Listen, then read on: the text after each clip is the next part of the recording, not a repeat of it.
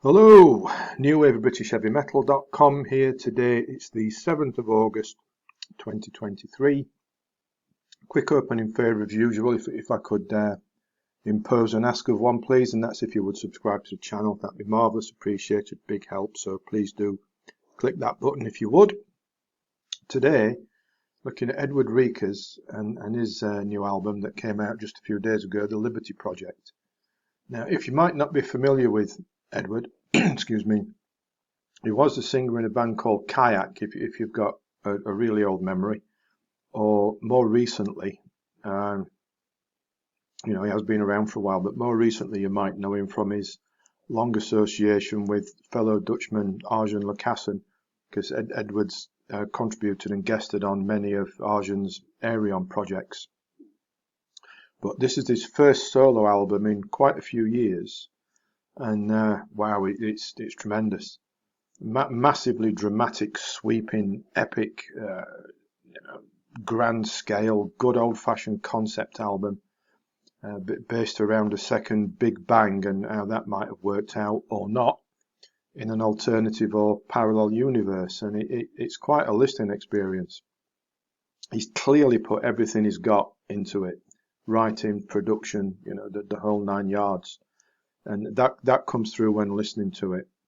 Such is the scale of what he's composed, he's been able to cover just about every musical genre you could care to mention, though overall it's mainly heavy-ish, progressive and bombastic, proggy and everything else.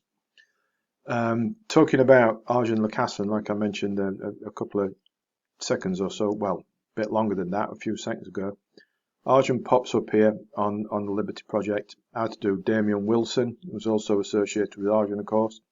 The always excellent J.C. Kuipers puts in some excellent vocals as well. And Steve Hackett pops up on guitar here and there as well. So, we've got quite a cast here. So if you like Arjen Lucassen and Aerion, then the Liberty Project's going to be properly your bag. Make no mistake. The comparison is somewhat obvious, though that's definitely not to say that it's an Aerion clone, not at all. The sheer scope, scale and ambition that Edwards put into this album, it bears his own stamp and identity, and it's quite stunning overall.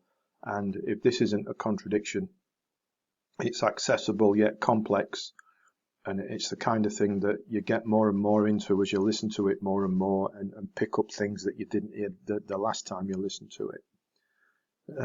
To start things off, we've got a sort of a proggy bombastic instrumental, storms out the trap straight away, for giving that second Big Bang, if you like. And that leads into the present day, which is another big affair full of power and soaring synths and all sorts of other stuff. There's so much going on over the whole album. I could ramble on for ages, but you'd get bored if you're not already listening to me. But even if I did that, I'd still miss out stuff that I shouldn't.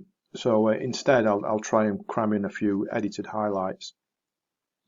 Damien Wilson's vocal on Good Citizens, marvellous. I've been a big admirer of Damien's style for years. That he's effortlessly smooth, isn't he? But yet powerful and emotional at the same time. What a vocal he puts in on there. The Disease monster track, you can probably guess what it's kind of about, given the title of it. Arjen provides the guitars and a scorching solo. JC bangs out the vocal with so much effort, it probably needs a lung transplant, he's put so much into it. And then we've got that kill, kill, kill chant that amps up the drama. It's, what a song. What a song. And another big dramatic piece is Money. We've got big riffs and everything going on, and sort of breaks out into a power prog rap, I suppose you could say. So there's some spoken vocal elements to it. A little bit like Rush on Rolled Bones, that midsection there. And the lyrics are great too, perhaps a little bit tongue-in-cheek, but listen to it and you'll see what I'm talking about. Some of the later songs towards the end of the album lean more towards a gentler style with some piano elements and some symphonic elements, though it all works so well in the context not only of the concept but the album as a whole. For example, we've got Onwards and Forwards and Never Again, of that kind of style, before Into the Future shuts it down, a remarkable 80 minutes with another instrumental out of the past, which is similar to, you know, the opener.